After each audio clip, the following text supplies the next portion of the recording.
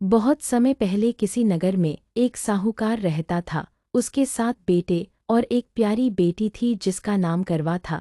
सभी भाई अपनी बहन से बहुत प्रेम करते थे और जब भी कोई त्योहार आता तो उसे बड़े प्यार से मायके बुलाते। समय बीता और करवा की शादी हो गई। जब करवा चौथ का पर्व आया तो उसकी सास ने भी उसे व्रत रखने और उसकी विधि समझाई। करवा ने मन ही मन संकल्प लिया, मैं अपने पति की लंबी उम्र के लिए यह व्रत पूरी श्रद्धा और नियम से करूंगी।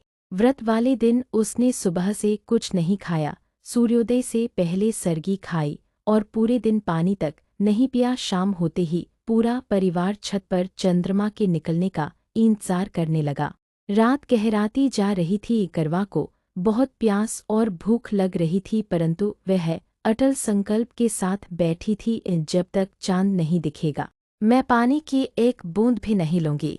करवा की ये हालत देखकर उसके भाइयों से सहा न गया। उन्होंने सोचा कि हमारी बहन इतनी परेशानी में है, कुछ उपाय करना चाहिए। सबसे छोटे भाई ने एक पेड़ पर चढ़कर छलनी में दीपक जलाया और बहन को दिखाते हुए कहा, देखो बहना, चंदा मामा निकल आए। करवा ने ऊपर देखा, सचमुच उसे ऐसा लगा जैसे छन्नी में चमकता चांद हो। उसने बिना सोचे समझे अपनी थाली उठाई, अपना व्रत खोल लिया और पानी पी लिया। जैसे ही उसने पानी पिया, कुछ ही क्षणों में उसके पति बेहोश होकर गिर पड़े। घर में हाहाकार मच गया। करवा रोती हुई अपनी सास के पास गई और कहा, माँ, मुझसे क्या गलती हो गई? यह मेरे पति को क्या हो गया?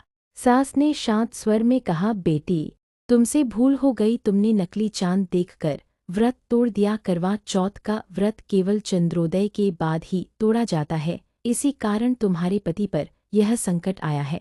करवा ने रोते हुए कहा, माँ, अब मैं क्या करूँ? सास बोली, तुम 1 वर्ष तक पूर्ण नियम और श्रद्धा से यह व्रत करती रहो। अगले करवा चौथ पर सच्चे चांद के दर्शन करके व्रत पूर्ण करो, भगवान तुम्हारी गलती माफ करेंगे। करवा ने वही किया। पूरे 1 साल तक उसने अत्यंत श्रद्धा से व्रत रखा। अगले वर्ष जब करवा चौथ आया, उसने पूरे विधि विधान से पूजा की, चांद को अर्घ्य दिया और फिर पति को जल पिलाया।